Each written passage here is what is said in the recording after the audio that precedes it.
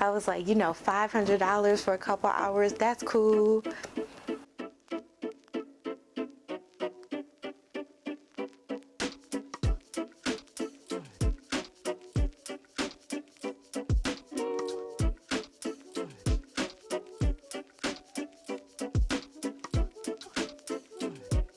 Hey guys, what's up? Today is going to be a story time / rant video on one of the most difficult clients I've worked with. Okay,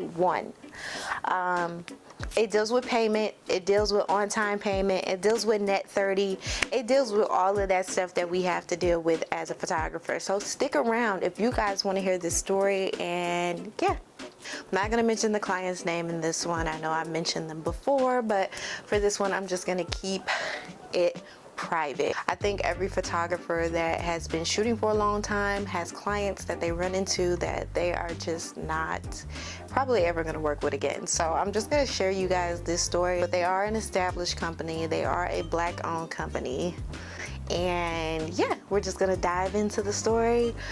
Stick around if you guys want the tea on one of my worst experiences. Okay, so let's go back in time, you guys. In time to 2018.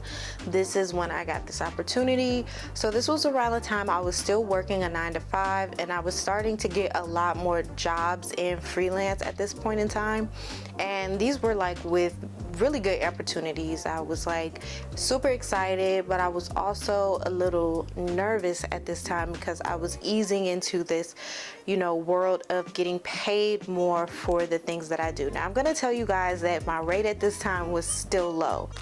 I think this is in, my mom told me it was 2018, but I really think this was 2017 because this looks like a 2017 rate more than a 2019 rate. Okay, we're gonna say that this was in the range between 2018 going into 2019, okay? So the rate for this particular shoot was $500 flat rate. For this particular shoot, I was only gonna be shooting for like maybe 3 to 4 hours, and I was gonna be shooting 4 different people, I believe, so one after the next. And they were also doing video, so sometimes when people do like video sessions, they also want to have portraits. So that's what this was about. They did like a video interview, and then they wanted to have a set of portraits as well to post, I guess, with the content. So I was like, okay, sure, like these are all reputable people. They were all black women that I would be working with and taking their portraits, so I was all for it. So my entire career is focused around black women in general, and you guys know that I shoot a lot of black women, so this was very much in alignment with the things that I do. So I was like, you know, I'm all for it. I'm all for this opportunity. Let's get it popping. And I did have a contract for this shoot, but let me just say, definitely follow the signs, follow the guidance of your gut when you're doing any type of work in general, okay? So let's keep going with this story. So I was like, okay, cool. Like, yeah, I'm getting booked and busy at this point. I'm getting paid. I was like, you know, $500 for a couple hours, that's cool. So I get to the shoot, and you know, normally at sessions like this, if they've already booked the studio, it would already be some kind of lighting. So like a day before the shoot, they were like, oh yeah, we can have a light. And I insisted on, you know, I'm not gonna bring my own equipment because the rate was $500. So it didn't make sense for me to go rent a light when the rate was so low. I just expected them to have the equipment there. Most shoots, like, or companies that I work with that are established, they ask me, you know, what is your equipment budget anyway? So I just expected them to have the equipment that I needed. And I remember like going back and forth in email and kind of double checking with them, like, okay, yeah, so what is the lighting like in the space, so I would be prepared for the situation.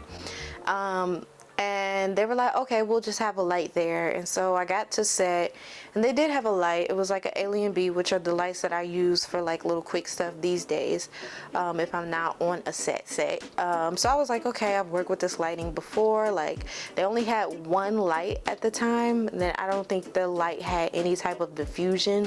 So it was a little janky, it was a little ghetto. It was a situation, but it was like nothing I've never been in before. And I was just like, you know, I can make it work. At least I didn't have to go rent lights, because if I was gonna rent lights, that was gonna come out of my pay, you know, at the end of the day.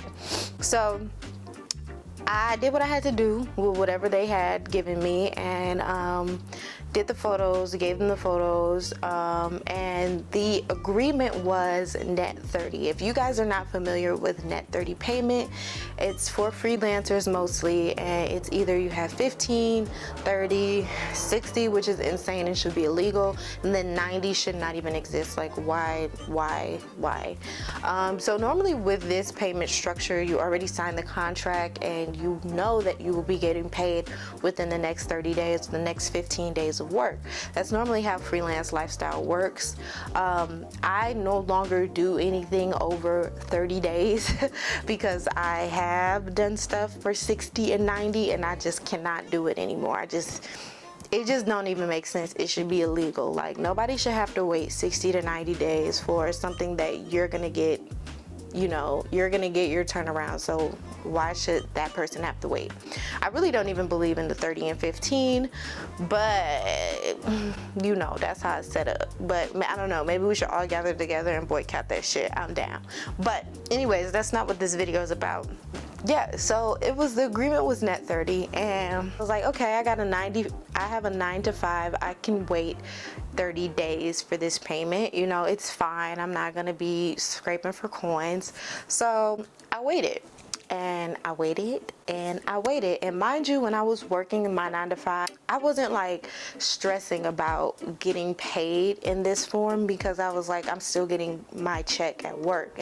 The 30 days had passed and it had went into a week. And so I'm like, okay, well, I'm going to give it a week because at that time I thought, so yeah, originally they were going to send it to my bank account. Okay. So if you guys know, you're freelance, it's either like billme.com or whatever invoice system that you normally use. It could go directly into your bank account.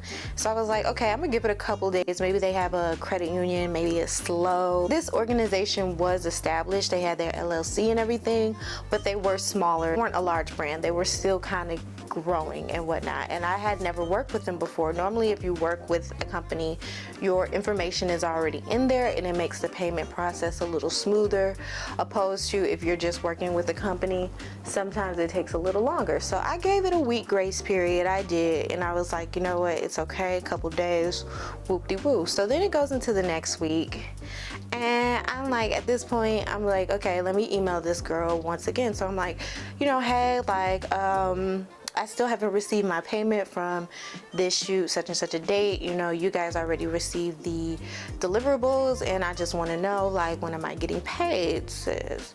So they were like, oh, it's gonna come at this. I remember them just always giving me the runaround, like, oh, it's gonna come at this time, it's gonna come at this time.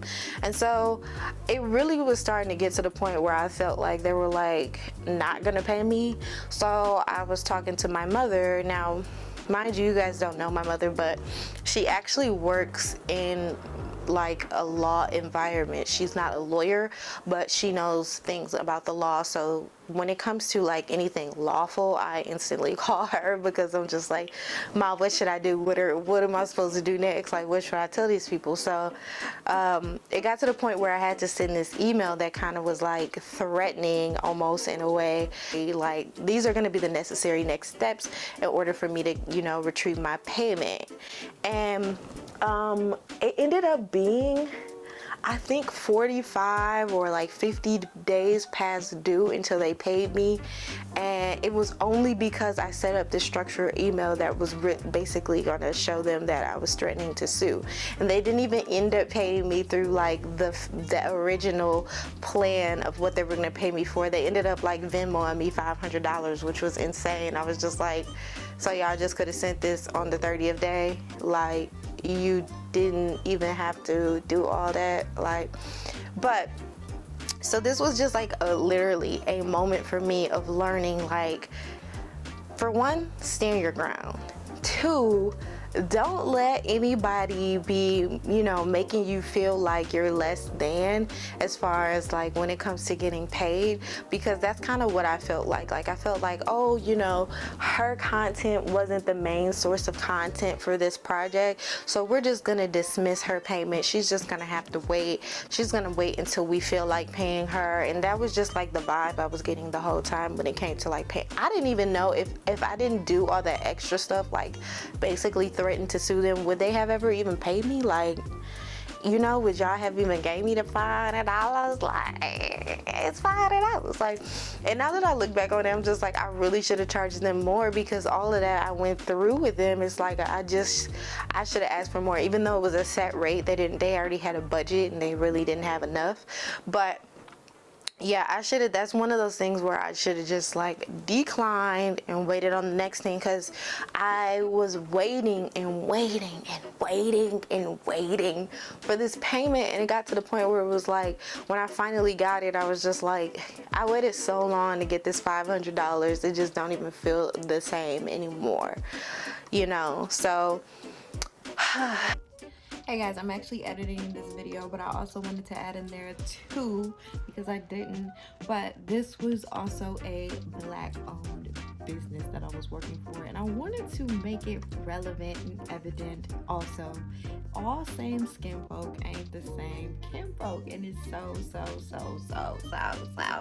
true.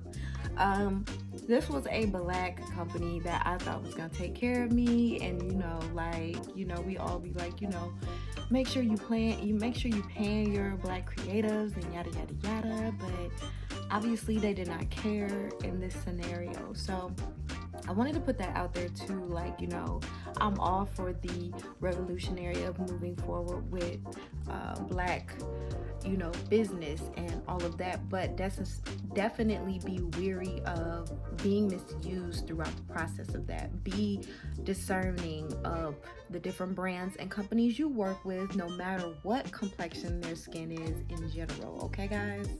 Period. That was a rant, guys. That was a story time / rant.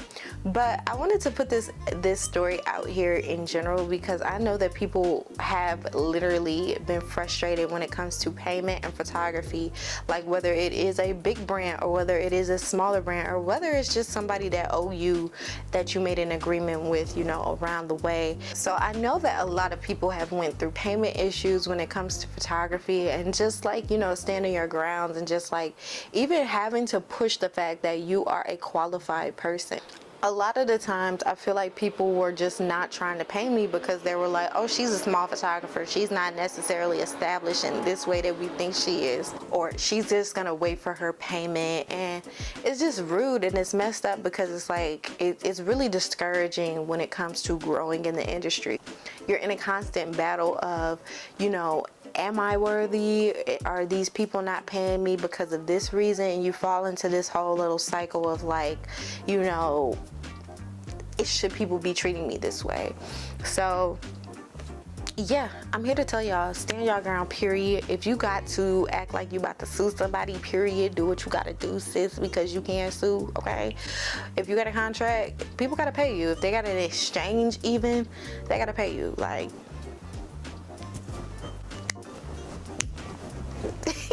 so yeah, you guys, that is my story time for today. If you guys can relate to this, comment down below. What is a client that was just difficult to work with, that was acting like they ain't had the coins to pay you, and you had to just get big with them and boss up and tell them like, no, this is what it is, I did this, you're gonna have to cut the check, okay? Comment below, let me know if you have experience with this situation. I'll be back with more videos. Stick around.